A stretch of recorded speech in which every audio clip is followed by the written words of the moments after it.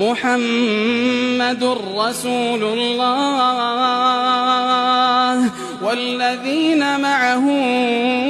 أشداء على الكفار رحماء بينهم تراهم ركعا سجدا يبتغون فضلا من الله ورضوانا سيماهم في وجوههم من أثر السجود ذلك مثلهم في التوراة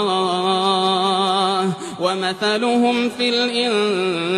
الإنجيل كزرع أخرج شطأه فآزره فاستغلظ فاستوى على سوقه يعجب الزراع ليغيظ بهم الكفار وعد الله الذين